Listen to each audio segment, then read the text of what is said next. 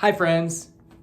As I mentioned last week, I'm on vacation this week, so this message was pre-recorded. The story goes that 4 women were playing bridge in the recreation room of their retirement community.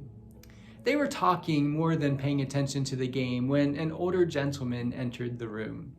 They had never seen him before. He was clearly a new resident. The women perked up and one of them said, "Well, hello there, you must be new." The man smiled and responded, "Yes, I moved in just this morning." The second woman said, "Well, where did you come from? Where did you live before?" Matter-of-factly, the man answered, "Prison. I've been there for 30 years. The third woman said, "Well, is that right? What were you in for?" And without hesitating, the man responded, "Killing my wife." And the fourth woman sat up in her chair, her eyes sparkled, and she said with a smile, "Oh, well, that means you're single." Now that's a ridiculous example, but isn't it true that we often hear what we want to hear? I know I've had people tell me about something that I said in a sermon, and I'll think to myself, did I really say that? I'll go back sometimes and look at the manuscript or listen to the video to see.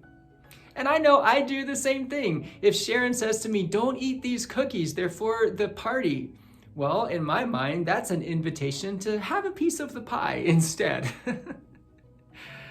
Now, I'm sure that there are many reasons that we hear only what we want to hear. But I think one of the reasons is that most of us have a lot more experience talking than we do listening. We don't practice listening as much as we should, and so we're not as good at it.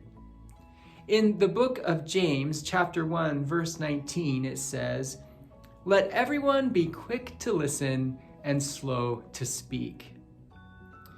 When you think about it, listening is a way that we show others that we care.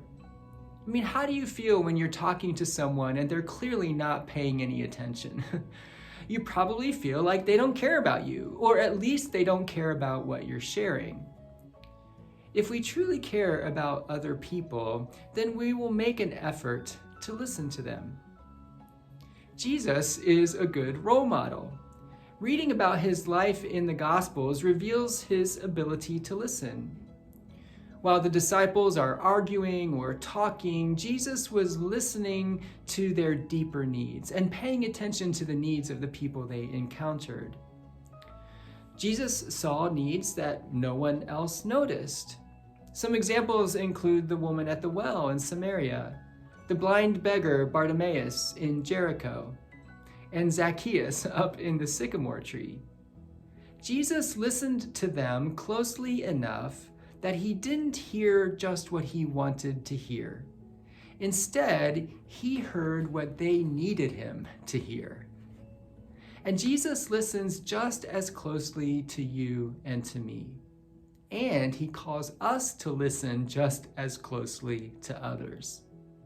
So let's be quick to listen and slow to speak, showing people that we care about them and reflecting the love and care that Jesus has for all. Thanks for listening. I'll see you again next week.